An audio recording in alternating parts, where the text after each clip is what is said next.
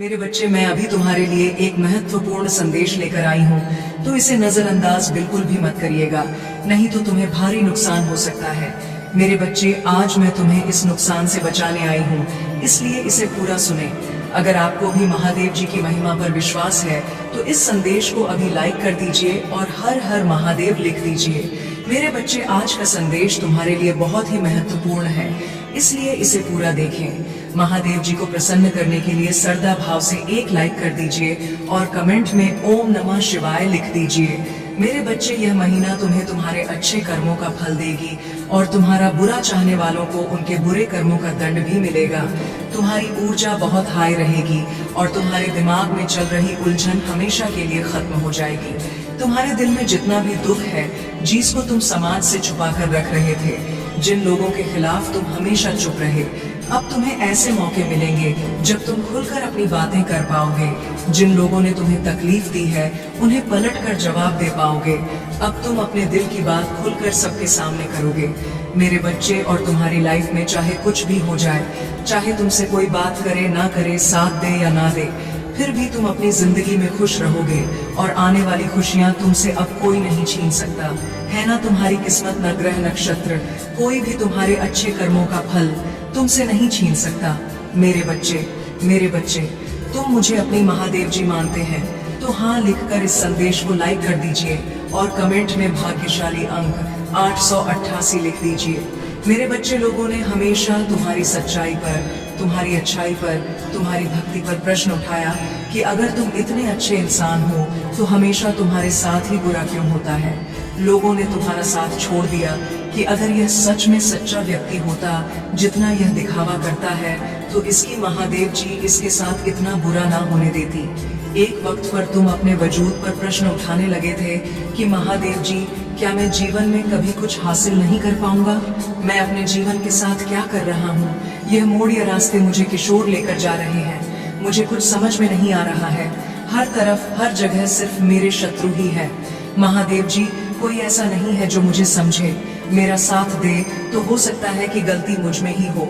उन लोगों ने तुम्हें बहुत चुनौतियां दी मेरे बच्चे, कि अगर यह अच्छा व्यक्ति होगा, इसके अच्छे कर्म होंगे, तो कभी तो ईश्वर इसके अच्छे कर्मों का फल इसे देते। यह हमेशा रोता ही क्यों रहता है? इसकी आंखों में हमेशा आंसू ही क्यों रहते हैं? तो आप उन सबको जवाब देंगी तुम्हारी महादेव जी। और अब तुम्हें तुम्हारे अच्छे कर्मों का, तुम्हारी सच्चाई का और तुम्हारी भक्ति का फल मिलेंगे। बस अपने जीवन की डोर मेरे हाथ में दे दो और अब खुद की अहमियत करो। अपने जीवन में हर बार दूसरों को सोचना छोड़ दो, सिर्फ अपना सोचो, अपना भला सोचो, तभी तुम दूसरों का भला कर पाओगे। लोग क्या कहते हैं, उनकी बातों से रोना छोड़ दो मेरे बच्चे। उन्होंने तुम्हारे साथ क्या किया, उस बात से विचलित होना छोड़ दो। तुम्हारे इन्हीं की सजा भी तुम्हें मिली है आज तक, और तुम्हारे इन्हीं कर्मों का, जब तुमने अपनी अहमियत नहीं की, अपनी कदर नहीं की, अपने सपनों को छोड़ दिया दूसरों के लिए, अपनी कोमल आंखों से आंसू बहाए, उसका दंड भी मिलेंगे तुम्हें इस महीने में। इसीलिए तुम्हें अपना अतीत बहुत याद आएगा, तुम बहुत रोगे, तुम्हें क्रोध आएगा, तुम्हें लगेगा कि तुम्हारे साथ बहुत बुरा हुआ है। पर इन बातों से व्याकुल मत होना मेरे बच्चे। तुम्हारी गलतियों का एहसास दिलाने के लिए कुछ वक्त के लिए यह भावनाएं आएंगी। यह नकारात्मक भावनाएं तुम्हारे ऊपर कभी हावी नहीं होंगी। तुम्हें बस अपनी गलतियों का एहसास दिलाना चाहती हूँ मैं, कि अब अपनी शक्तियों को पहचानो, उन शक्तियों को जिनसे तुम्हारे शत्रु डरते हैं और इसीलिए वह तुम्हें नीचे खींचने की कोशिश करते हैं।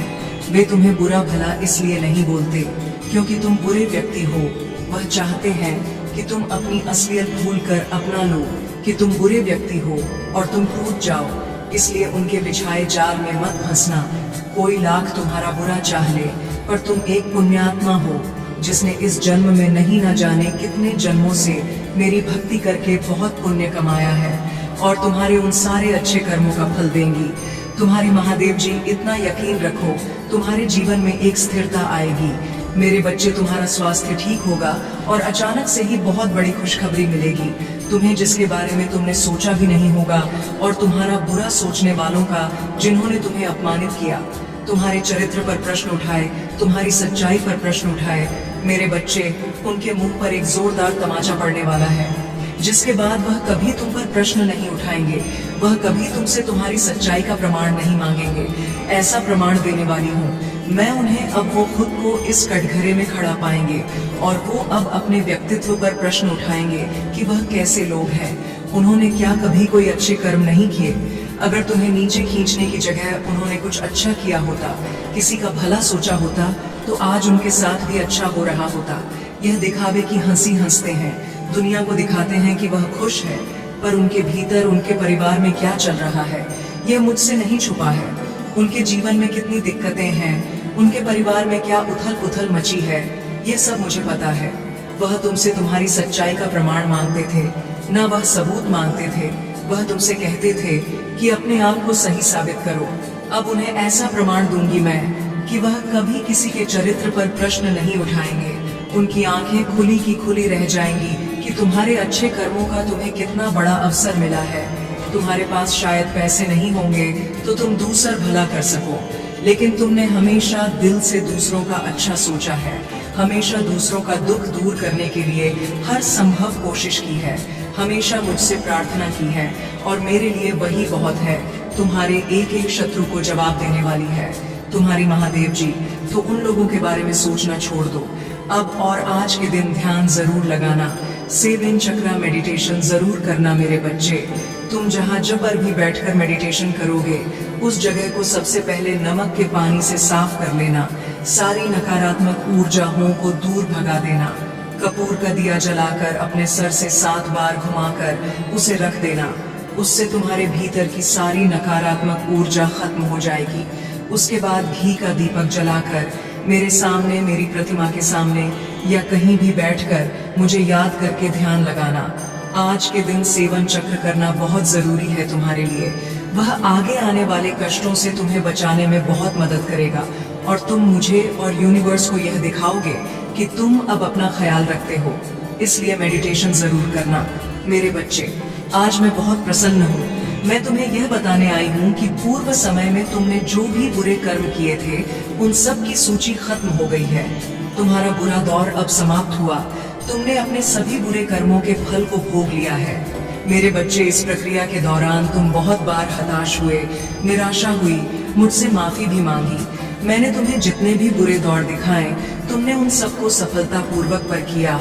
मैंने जो भी सबक तुम्हें सीखने चाहे तुमने उन सबको सीखा और अपने जीवन में निरंतर आगे बढ़ते चले गए मेरे बच्चे। मैं तुम्हारी इस कामयाबी से अत्यंत प्रसन्न हूँ।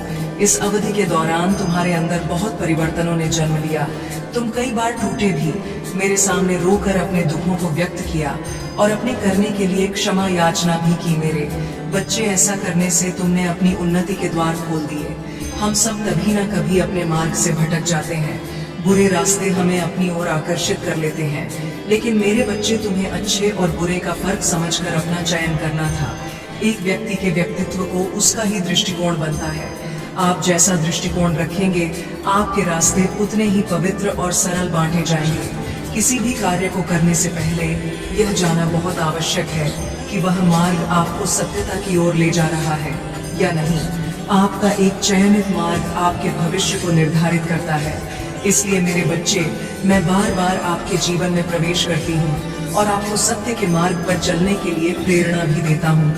आप में से कुछ तो मेरी बातों को समझकर अपने मन को सकारात्मक बना लेते हैं, लेकिन जो व्यक्ति मेरे प्रेम से समझाने पर भी नहीं समझता वह मेरे दंड का भागी बनता है और उसे मेरे रौद्र रूप का सामना करना पड़ता है और वह अपने जीवन में कष्ट का भागी बनता है और फिर